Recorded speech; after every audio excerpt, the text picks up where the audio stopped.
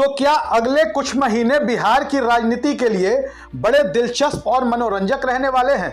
कम से कम मीडिया के गलियारों से जो खबरें निकल कर आ रही हैं वह तो यही बता रही हैं। नीतीश कुमार ये वो चेहरा है जिस पर पूरे देश की मीडिया की निगाहें तो टिकी ही होंगी।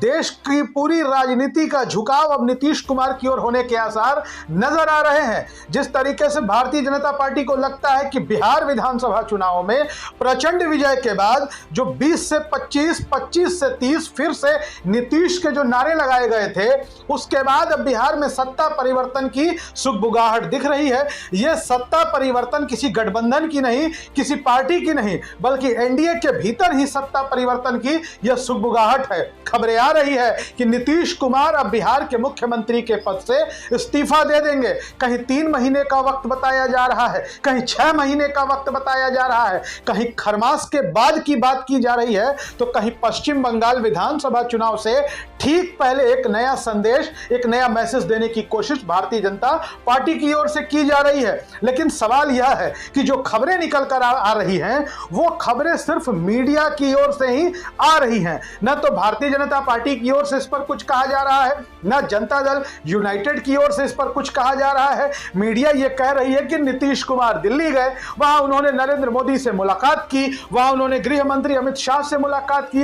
अब मुलाकात करने में गलत क्या है? मुलाकात करने में कोई ऐसी समस्या तो सामने आनी नहीं चाहिए। एनडीए गठबंधन की सरकार है, नीतीश कुमार बिहार में एनडीए के एक बड़े हिस्सेदार हैं। एनडीए ने नीतीश कुमार के चेहरे पर ही बिहार में विजयश्री हासिल की है। अब बात आप याद करिए 2010 के विधानसभा चुनाव में जिस तरीके से राजद का सफाया हो गया था, उसके बाद 2015 के विधानसभा हुए और विधानसभा के चुनाव तब हुए जब नरेंद्र मोदी अपने रथ पर सवार थे।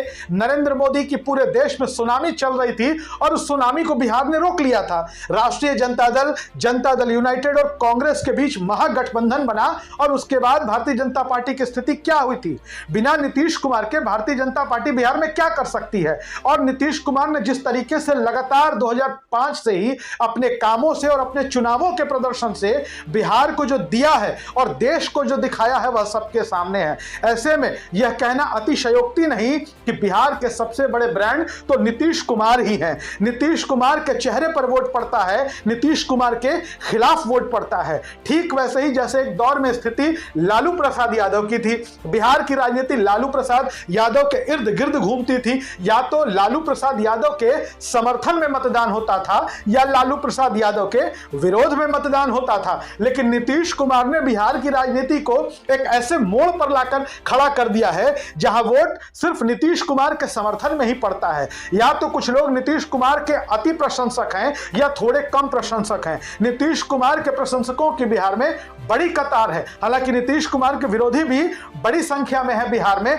लेकिन वह संख्या इतनी नहीं कि कम से कम विपक्ष में बैठने लायक भी सम्मानजनक सीटें वो ला सकें। 2005 नवंबर के विधानसभा के चुनाव इसके उदाहरण है। 2025 के बिहार विधानसभा के चुनावों के नतीजे इसका सबूत देते हैं कि नीतीश कुमार ही बिहार में सबसे बड़ा ब्रांड है और नीतीश कुमार से अलग, नीतीश कुमार से तक भारतीय जनता पार्टी बिहार में कुछ भी नहीं कर सकती है। यह सबसे बड़ी सच्चाई है। आप इस विषय में क्या सोचते हैं? अपनी राय कमेंट बॉक्स में जरूर लिखें और अगर आपको हमारे वीडियोस पसंद आते हो तो हमारे चैनल को सब्सक्राइब करना ना भूलें।